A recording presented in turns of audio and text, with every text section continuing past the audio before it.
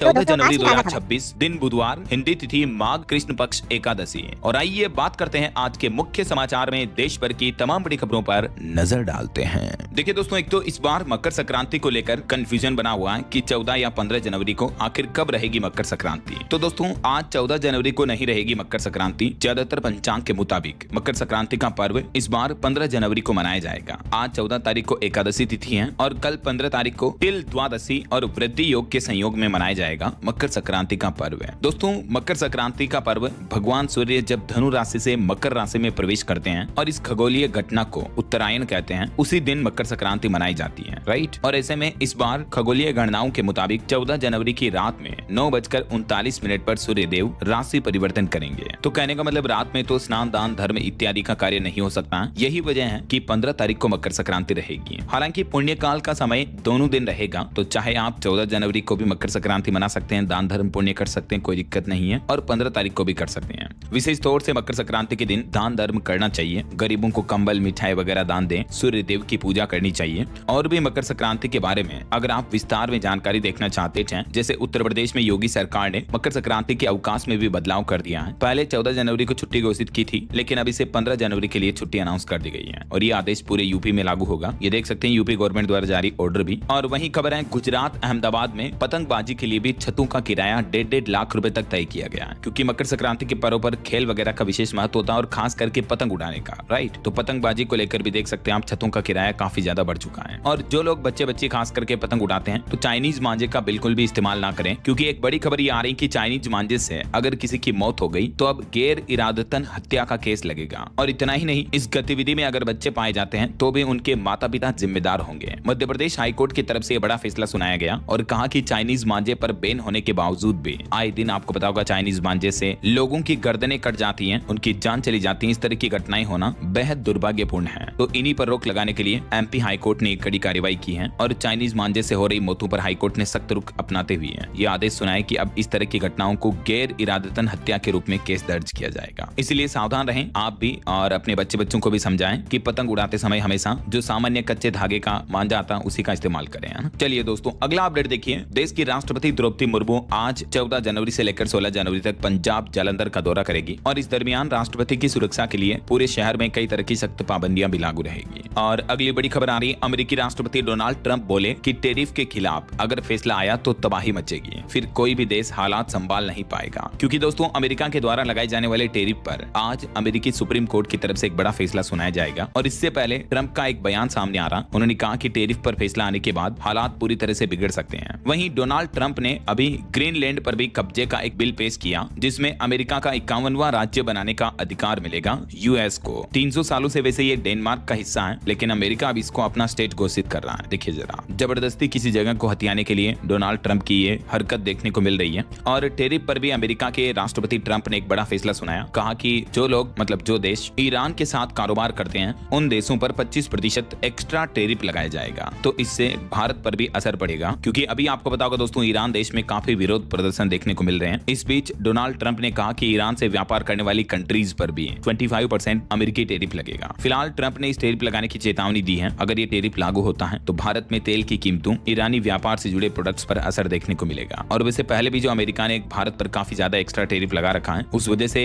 US के लिए भारत के एक्सपोर्ट से जुड़े कारोबार भी प्रभावित हुए हैं। वहीं दोस्तों, ईरान में जो विरोध प्रदर्शन चल रहे हैं, इस बीच एक बड़ी खबर आ रही है कि इरफान सुल्तानी को दी जाएगी फांसी। ईरान में अभी आर्थिक तंगी और महंगाई के खिलाफ लोगों का विरोध प्रदर्शन आंदोलन देखने को मिल रहा है। और एक चौंकाने वाली मीडिया रिपोर्ट्स तो ये आ रही है, दावा किया जा रहा है कि ईरान में अब तक 12,000 लोगों की हत्या कर दी गई है। इनमें से ज्यादातर की उम्र 30 साल से भी कम है। ईरान में इन हालातों पर जर्मनी का भी बयान देखने को मिल रहा है कि ईरान में अब सरकार का खेल खत्म हो चुका है। जर्मनी के चांसलर फेडरिक का ये कहना है। इस बीच अमेरिकी राष्ट्रपति डोनाल्ड ट्रंप बोले कि ईरानी प्रदर्शनकारी सरकारी इमारतों पर अपना कब्जा कर लें। जैसे हाल ही में आपको पता होगा बांग्लादेश वगैरह और कुछ कंट्रीज में सरकार का तख्ता पलट देखने को मिला, वैसे ही हालात अभी ईरान में चल रहे हैं। ट्रंप बोले कि विरोधकर्ता अपना प्रदर्शन जारी रखें, मदद रास्ते में है, हमला करने वालों के भी नाम नोट हो रहे हैं। अमेरिकी राष्ट्रपति डोनाल्ड ट्रंप ईरानी सरकार के खिलाफ विरोधकर्ताओं को खुलकर सपोर्ट कर रहे हैं। और एक चौंकाने वाली मीडिया रिपोर्ट्स आ रही हैं, दावा किया जा रहा है कि ईरान में 12,000 लोगों की अब तक हत्या कर दी गई पिछले 17 दिनों में। एक ब्रिटिश वेबसाइट ईरान इंटरनेशनल की तरफ से यह दावा किया गया। यहाँ तक कि खुद ईरानी गवर्नमेंट के सोर्सेज की भी अगर माने दोस्तों, तो भी ईरान में हालात काफी भयावह चल रहे हैं। ईरानी ईरानी सरकार और ईरान की आर्मी लोगों पर खुलेआम कत्लेआम कर रही है। विरोध प्रदर्शन में 2000 मौतों की पुष्टि तो खुद ईरानी गवर्नमेंट ने की है। इन हालातों पर यूएन का भी कहना है कि ये हालात भयभीत हैं और स्तब्ध हैं। ईरान में कत्लेआम का इकरारनामा अब खुद सरकार ने बताया और कहा कि प्रदर्शन में अब तक 2000 लोगों की मौत हो चुकी है। वहाँ की गवर्नमेंट ने खुद इस बात की पुष्टि की है। अब हालातों का अंदाजा आप खुद ही लगा सकते हैं। और अगली बड़ी खबर देखिए दोस्तों, ईरान संकट का असर भारतीय बासमती चावल के निर्यात यानी एक्सपोर्ट पर भी देखने को मिला है। ईरान में चल रहे संकट के बीच एक्सपोर्ट कम हुआ तो घरेलू कीमतों में तेजी से गिरावट देखने को मिली है। और वहीं इस बीच अमेरिकी सरकार ने भी एक बड़ा फैसला लिया। अमेरिका ने अपने नागरिकों से तुरंत ईरान देश को छोड़ने का आदेश दिया। देखिए मतलब अमेरिका अपने नागरिकों को तो वापस बुला रहा है, लेकिन ईरानी हिंसा को और बढ़ावा दे रहा है। ट्रंप खुद कह रहे हैं कि ईरान में विरोधकर्ता प्रदर्शनकारी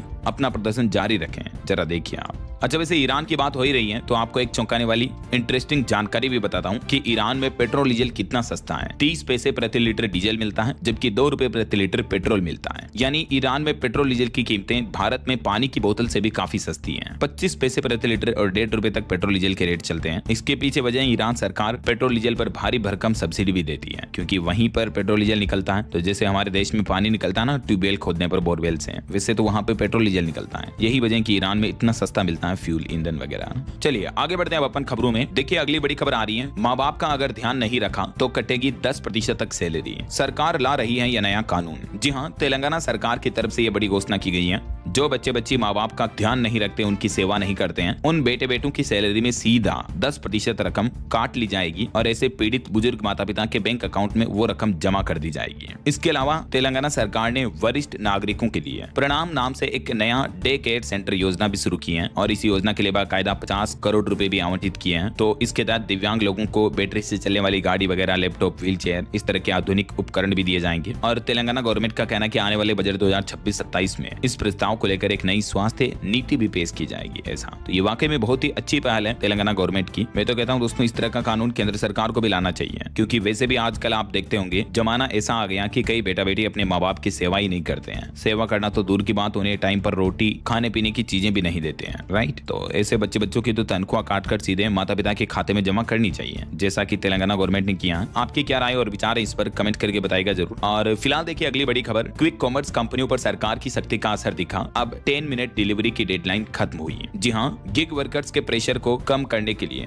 भारत सरकार ने ब्लिंकिट, जेप्टो और स्विगी जैसी क्विक कॉमर्स कंपनियों को 10 मिनट 10 मिनट डिलीवरी का दावा और समय सीमा हटाने का जो निर्देश दिया था, तो उसका असर दिखने लगा है। देखिए ब्लिंकिट कंपनी ने तो 10 मिनट में डिलीवरी का दावा अपनी प्लेटफॉर्म से, वेबसाइट, मोबाइल ऐप से हटा भी दिया है। गिग वर्कर्स की हड़ताल और सरकार के दखल के बाद ये फैसला लिया गया और रिपोर्ट्स आ रही कि जल्द ही जेप्टो और स्विगी भी अपनी टाइम लिमिट हटा देंगे, है ना। चलिए अगली बड़ी खबर देखिए, साइबर फ्रॉड खास करके डिजिटल अरेस्ट जैसे मामलों पर सुप्रीम कोर्ट ने एक बड़ा फैसला सुनाया। पहले तो देखिए एक रिपोर्ट आ रही है कि बीते साल 2025-25 में हजारों करोड़ रुपए की ठगी की गई। हर राज्य का नागरिक निशाने पर है। सबसे ज्यादा साइबर फ्रॉड का नुकसान महाराष्ट्र राज्य में हुआ है और इसमें डिजिटल अरेस्ट स्कैम की हिस्सेदारी करीब 8% तक मानी जा रही है। पूरे भारत की बात करें तो कुल साइबर फ्रॉड का नुकसान लगभग 19,800 करोड़ का हुआ है बीते एक साल में। जरा सोचिए आप, अलग अलग तरीके के साइबर फ्रॉड में। यही वजह है कि डिजिटल अरेस्ट के मामलों को लेकर तो केंद्र सरकार ने एक हाई लेवल कमेटी भी बनाई है, जिसमें कई केंद्रीय मंत्रालय, सीबीआई और एनआईए के अधिकारी भी शामिल होंगे, जो कि डिजिटल अरेस्ट मामलों के स्कैम के पहलुओं की जांच करेंगे। बीते दिन सुप्रीम कोर्ट में भी इस मुद्दे को लेकर सुनवाई हुई और सुप्रीम कोर्ट ने भी केंद्र सरकार को कहा कि एक तो डिजिटल अरेस्ट के पीड़ितों को मुआवजा मिलना चाहिए, केंद्र सरकार ऐसी व्यवस्था करे, और दूसरा कि केंद्र सरकार डिजिटल अरेस्ट के मामलों पर रोक लगाने के लिए कुछ नई सख्त गाइडलाइन बनाए। ऐसा वैसे डिजिटल अरेस्ट क्या होता है इसके बारे में जानकारी भी आप देख सकते हैं। लोगों को डरा धमका कर डिजिटली तरीके से अरेस्ट किया जाता है उन्हीं के घर पर, और फिर उनसे पैसे मांगे जाते हैं किसी बात की धमकी देकर। तो ऐसे मामलों से आप भी सतर्क रहें, सावधान रहें। आए दिन मैं आपको इस तरह की घटनाएं बताता रहता हूं ताकि आप अलर्ट रह सके, है ना। और वैसे सुप्रीम कोर्ट की बात हो ही रही है दोस्तों, तो चलिए कुछ और देश के सर्वोच्च न्यायालय के फैसले देखते हैं। देखिए एक तो प्राइवेट नौकरी करने वालों को लेकर सुप्रीम कोर्ट ने एक बड़ा फैसला सुनाया और कहा कि कॉन्ट्रैक्ट पर काम करने वाले कर्मचारियों को सरकारी कर्मचारियों के बराबर हक नहीं मिल सकता है। सुप्रीम कोर्ट की जजों की पीठ ने कहा कि किसी भी राज्य प्राधिकार के तहत नौकरी एक सार्वजनिक संपत्ति है और देश के हर नागरिक को इसके लिए आवेदन करने का भी हक है, लेकिन सुप्रीम कोर्ट का कहना है कि किसी एजेंसी या ठेकेदार के जरिए नौकरी देना उसकी मर्जी पर छोड़ दिया जाता है, जिससे कानून में दो श्रेणी पूरी तरह से अलग हो जाती है। यानी ठेकेदार के अंदर काम करने वाले कर्मचारियों को गवर्नमेंट एम्प्लॉयज की तरह नहीं माना जा सकता है। ऐसा आंध्र प्रदेश राज्य का एक मामला था और इसी पर सुनवाई करते हुए सुप्रीम कोर्ट ने यह फैसला सुनाया, राइट। और वहीं देखिए बड़ी खबर दोस्तों, भ्रष्टाचार कानून पर भी सुप्रीम कोर्ट के जज अलग अलग राय पर बटे हैं। जस्टिस नाग रत्ना का तो ये कहना है कि धारा 17A तो असंवैधानिक है। जस्टिस विश्वनाथन बोले कि प्रावधान खत्म करना नहाने के पानी के साथ बच्चा फेंकने जैसा है। जी हाँ, दरअसल दोस्तों सुप्रीम कोर्ट में बीते दिन भ्रष्टाचार के मामलों में सरकारी कर्मचारियों के खिलाफ जांच से पहले परमिशन लेने की अनिवार्यता के मामले पर सुनवाई हुई, ठीक है। और इस सुनवाई के दौरान अलग अलग जजों की अलग अलग राय देखने को मिली है, जिसमें देखिए दोस्तों सुप्रीम कोर्ट के ही कुछ जजों का तो ये कहना है कि अगर कर्मचारियों पर भ्रष्टाचार की जांच से पहले उनकी परमिशन मंजूरी ली जाती है तो ये बाध्यता एक तरह से तो जांच को ही रोक देती है। वहीं कुछ जजों का ये कहना है कि धारा 17A संवैधानिक रूप से वैध है और ये प्रावधान ईमानदार अधिकारियों के हाथ मजबूत करेगा। तो इस कंफ्यूजन के बीच अब ये पूरा मामला जो है सुप्रीम कोर्ट के जो CJI हैं, chief justice of India Suryakant, उनके पास भेजा गया है पूरा मामला। तो देखते हैं दोस्तों उनकी तरफ से फाइनल फैसला क्या सुनाया जाता है। क्या सरकारी कर्मचारियों की भ्रष्टाचार पर जांच से पहले मंजूरी लेना जरूरी होगा या नहीं। आगे जो भी अपडेट आएगा मैं आपको बता दूंगा इसी चैनल DLS न्यूज के माध्यम से। और वहीं देखिए अगली बड़ी खबर, सुप्रीम कोर्ट का एक और बड़ा फैसला है। हमारे देश में आवारा डॉग्स के मामलों को लेकर भी सुप्रीम कोर्ट में सुनवाई हुई फिर से। और सड़क के कुत्तों पर सुप्रीम कोर्ट ने एक तो ये चेतावनी दी, कहा कि अगर आवारा डॉग्स किसी को काट लेते हैं और किसी की मौत हो जाती है तो ऐसे मामलों में अब फीडर्स जिम्मेदार होंगे, यानी जो आवारा कुत्तों को भोजन वगैरह खिलाते हैं उनकी जिम्मेदारी होगी ऐसा। इसके अलावा सुप्रीम कोर्ट का यह भी कहना है दोस्तों कि कुत्ते के काटने पर भारी मुआवजा भी तय होगा। जो आवारा कुत्तों को लेकर चिंतित हैं वे अपने घर लेकर जाएं, उन्हें ऐसे ही नहीं छोड़ सकते हैं। अदालत ने कहा कि बच्चों या बुजुर्गों किसी को भी कुत्ता काटने, चोट लगने या ऐसे केस में मौत होने के हर मामले में हम राज्य सरकारों से भारी मुआवजा दिलाएंगे, क्योंकि उन्होंने यानी राज्य सरकारों ने भी पिछले 5 सालों में इन नियमों को लागू करने के लिए कुछ नहीं किया है। इसके अलावा सुप्रीम कोर्ट का यह भी कहना कि जो लोग आवारा कुत्तों को खाना खिलाते हैं उनकी भी जिम्मेदारी तय होगी कि अगर आपको जानवरों से इतना ही प्यार है तो उन्हें अपने घर क्यों नहीं लेकर जाते हैं। फिर ये कुत्ते सड़कों पर क्यों घूमते हैं और लोगों को काटते हैं, डराते हैं, तो हम उन्हें ऐसे ही नहीं छोड़ सकते हैं। तो ये सुप्रीम कोर्ट की टिप्पणी काफी अहम है वाकई में। वैसे अभी तक जो सुप्रीम कोर्ट में आवारा डॉग्स को लेकर पूरा मामला चल रहा है, इसकी पूरी टाइमलाइन भी आप देख सकते हैं। बाकी देखते हैं अगली सुनवाई पर सुप्रीम कोर्ट की तरफ से फाइनल फैसला क्या आता है। जो भी अपडेट आएगा मैं आपको बता दूंगा इसी चैनल DLS न्यूज पर। अच्छा, तभी तो दोस्तों मैं आपको रोजाना कहता रहता हूँ कि अगर आप DLS में देखिए अगली बड़ी अच्छी खबर कि बच्चों की सुरक्षित कल की गारंटी के लिए PFRDA की तरफ से एक NPS वात्सल्य योजना को लेकर नई गाइडलाइंस जारी की है। अब छोटी बचत से भी आपका बड़ा फंड बन पाएगा। जी हाँ, अब माता पिता सिर्फ 250 रुपए से भी अपने बच्चों का भविष्य सुरक्षित कर सकते हैं। तो इस PFRDA की योजना में पात्रता, निवेश और निकासी के लिए कुछ नए नियम जारी किए हैं सरकार की तरफ से। एक तो NPS योजना में गारंटेड रिटर्न की तैयारी कर रहा PFRDA, इसको लेकर एक्सपर्ट कमेटी भी बनाई गई है। मिनिमम एश्योर्ड रिटर्न स्कीम का ड्राफ्ट तैयार होगा। रिस्क नहीं लेने वाले सब्सक्राइबर्स को भी फायदा मिलेगा। कुल मिलाकर दोस्तों NPS यानी नेशनल पेंशन सिस्टम के तहत PFRDA की तरफ से नई गाइडलाइंस के साथ ही एक नई स्कीम लाने की भी तैयारी की जा रही है और इसके लिए बाकायदा एक इंटरनल कमेटी, एक्सपर्ट कमेटी का भी गठन किया है। अब सरकार का प्लान है एक तो मार्केट लिंक रिटर्न से अलग होगी ये स्कीम, जानकारी आप देख सकते हैं। इसके अलावा गारंटी के बदले भले ही थोड़ा कम हो सकता है रिटर्न, लेकिन एश्योर्ड रिटर्न मिलेगा आपको, यानी आपके पैसों का, इन्वेस्टमेंट का अच्छा रिटर्न मिल पाएगा। वहीं केंद्र सरकार NPS योजना का दायरा भी बढ़ाने की कोशिश कर रही है, तो इस संबंध में भी जारी गाइडलाइंस आप देख सकते हैं स्क्रीन पर, है ना। चलिए अगली बड़ी खबर देखिए, सरकारी कर्मचारियों के DA यानी महंगाई भत्ते को लेकर इन राज्यों ने किया बड़ा फैसला। कर्मचारियों के लिए बड़ी खुशखबरी है। देखिए किन किन राज्य सरकारों की तरफ से फैसला लिया गया है। एक तो तेलंगाना सरकार ने हाल ही में सरकारी कर्मचारियों के मूल वेतन में 30% के लगभग बढ़ोतरी की है महंगाई भत्ते में, जिसकी जानकारी भी आप देख सकते हैं। इसके अलावा छत्तीसगढ़ सरकार ने भी एक बड़ा फैसला लिया है। छत्तीसगढ़ के मुख्यमंत्री विष्णुदेव साय सरकार ने महंगाई भत्ते में 3% की बढ़ोतरी की घोषणा की है और इसके बाद अब केंद्र सरकार के समान ही 58% DA यानी महंगाई भत्ता मिलेगा। और आंध्र प्रदेश सरकार ने भी एक बड़ा फैसला लिया है, जिसके तहत सरकारी कर्मचारियों और पेंशन भोगियों को लगभग 5.5 लाख से भी ज्यादा कर्मचारियों को राहत मिलेगी, क्योंकि उनके 2653 करोड़ रुपए के बिलों का निपटान कर दिया है। तो ये कुछ स्टेट गवर्नमेंट की तरफ से बड़े फैसले लिए गए। और चलिए अगली बड़ी खबर देखिए, महाराष्ट्र में जिला परिषद और पंचायत समिति चुनाव का ऐलान हो चुका है। 5 फरवरी को वोटिंग होगी, 7 तारीख को नतीजे आएंगे। चुनाव आयोग इलेक्शन कमीशन की तरफ से ये फैसला लिया गया है। वहीं खबर आ रही दोस्तों, भारत ने संभाली इस बार ब्रिक्स 2026 सम्मेलन की कमान। खुद विदेश मंत्री डॉक्टर एस जयशंकर की तरफ से इसका आधिकारिक लोगो और वेबसाइट भी लॉन्च किया गया। और एक रिपोर्ट सामने आ रही कि दुनिया में सबसे ज्यादा बार बजट पेश करने वाली महिला बनने जा रही है हमारे देश की वित्त मंत्री निर्मला सीतारमण, जो कि 9वीं बार बजट पेश करेगी और इसके साथ ही उनके नाम ये नया रिकॉर्ड्स भी बनने जा रहा है। वैसे इस बार 1 फरवरी को रविवार है, संडे है, तो इतिहास बदलने जा रहा है। पहली बार हमारे देश में रविवार को भी बजट पेश होगा, है ना। चलिए टेक न्यूज से बड़ी खबर देखिए, एआई की रेस में हारा एप्पल, मिलाया गूगल कंपनी के साथ हाथ और अब एप्पल के एआई सिस्टम में गूगल जेमिनाई वर्क करेगा। यानी एप्पल का जो सीरी है उसके लिए गूगल जेमिनाई को चुना गया है। गूगल की जो पेरेंट कंपनी है अल्फाबेट, उसके साथ एप्पल कंपनी ने एक पार्टनरशिप की है, साझेदारी की है। एप्पल और गूगल ने हाथ मिलाया तो सबसे ज्यादा दुख हुआ उस शख्स को, ओपन एआई के सीईओ सैम ऑल्टमैन को, क्योंकि उनकी कंपनी को एप्पल ने नहीं चुना बल्कि गूगल जेमिनाई को चुना है, क्योंकि एप्पल ने अपने एआई इंटेलिजेंस के लिए गूगल जेमिनाई के साथ पार्टनरशिप कर ली है। वैसे इलोन मस्क ने इस डील को गलत बताया है। तो टेक जगत में ये अब तक की सबसे बड़ी डील देखने को मिली है। वैसे बीते एक साल में गूगल की कंपनी अल्फाबेट का शेयर 73% तक चढ़ा है और इस डील के बाद और भी ज्यादा ग्रोथ देखने को मिल सकती है। वहीं दोस्तों एआई सेक्टर पर एक चौंकाने वाली रिपोर्ट सामने आ रही है कि भारत में भी एआई जॉब्स का बूम देखने को मिलेगा। इस साल 2026 में 3,80,000 भर्तियों का अनुमान है। देखिए बीते दिन राहुल गांधी भी तमिलनाडु पहुंचे और यहाँ छात्रों को संबोधित करते हुए राहुल गांधी ने कहा कि आईटी के लिए एआई एक बड़ा खतरा है। चीन से मुकाबले के लिए भारत में भी विनिर्माण जरूरी है।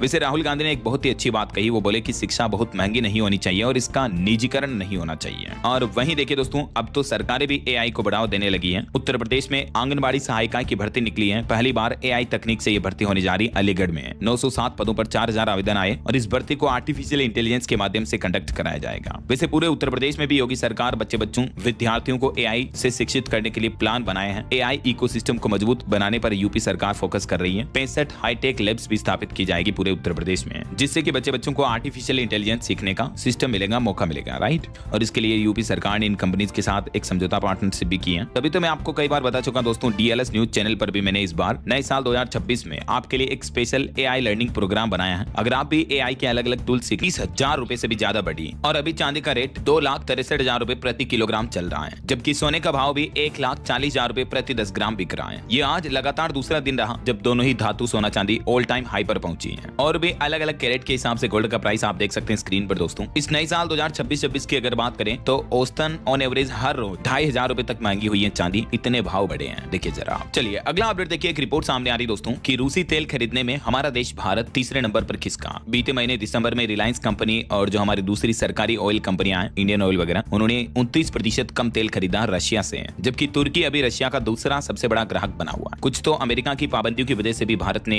रूस से तेल खरीदना कम किया है। और वहीं देखिए दोस्तों एक जनरल नॉलेज की इंफॉर्मेशन आपको बताता हूं कि अगर क्रेडिट कार्ड होल्डर की मृत्यु हो जाए तो ऐसे में क्रेडिट कार्ड का बकाया बिल कौन भरेगा। इसको लेकर आखिरकार भारतीय रिजर्व बैंक आरबीआई का नियम क्या है। तो पहला नियम तो ये कहता है कि क्रेडिट कार्ड होल्डर की मृत्यु होने पर क्रेडिट कार्ड धारक के परिवार के सदस्य या दोस्त इसके लिए जिम्मेदार नहीं होते हैं, यानी बैंक उनसे वसूली नहीं कर सकते हैं। हालांकि अगर मृतक के पास कोई संपत्ति वगैरह है तो उसका सहारा जरूर ले सकते हैं, बैंक उससे चुकता कर सकते हैं। लेकिन अगर उसके पास कोई संपत्ति नहीं है तो परिवार से कोई किसी तरह की वसूली बैंक नहीं कर सकते हैं, है ना। चलिए अगली बड़ी खबर देखिए, बांग्लादेश के पूर्व पीएम शेख हसीना जो कि अभी हमारे भारत में रह रही है, उनके खिलाफ सजा-ए मौत का लिखित फैसला जारी हो चुका है उनके देश में। बांग्लादेश की कोर्ट ने यह फैसला सुनाया। 457 पेज में उनके इस पूरे मामले पर बांग्लादेश कोर्ट ने फैसला सुनाया। और वहीं यूपी के किसान भाई लोगों के लिए अच्छी खबर है, किसानों को अब मुफ्त में मिलेगा उड़द और मूंग का बीज। ऑनलाइन पोर्टल पर बुकिंग करा सकते हैं किसान भाई लोग। यूपी की योगी सरकार की तरफ से किसानों को लाभ देने के लिए यह नई स्कीम निकाली गई है। इसके लिए किसान भाई लोग कृषि विभाग के ऑनलाइन पोर्टल पर बुकिंग करा सकते हैं ना। चलिए अगला अपडेट देखिए, हेलो लिखते ही आपको हर जानकारी मिलेगी, पुलिस सहायता भी मिल पाएगी। हरियाणा गुरुग्राम के जैसे ही फरीदाबाद पुलिस भी चैटबॉट सर्विस शुरू करने जा रही है। व्हाट्सएप चैटबॉट सर्विस होगी है। इसके अलावा आप साइबर अपराध, ऑनलाइन ठगी, मोबाइल चोरी, इस तरह की शिकायतों का दर्जा करा सकते हैं 1930 नंबर पर भी, है ना।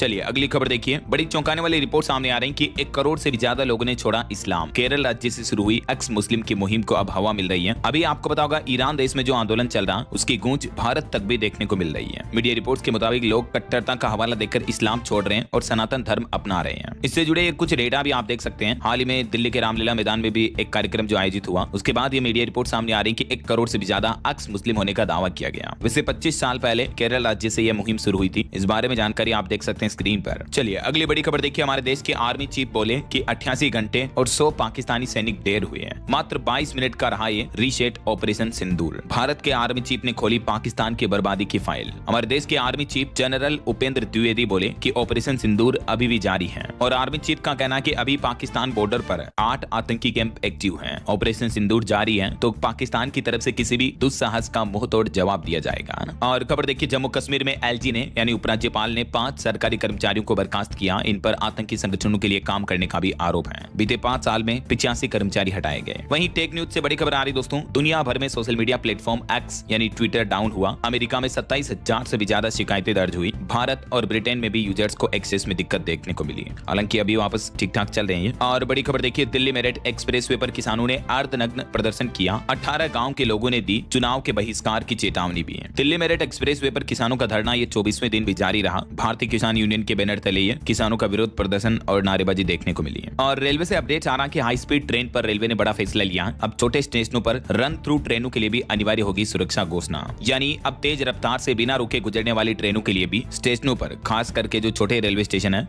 उन पर पूर्व रिकॉर्डेड सुरक्षा घोषणाएं की जाएगी।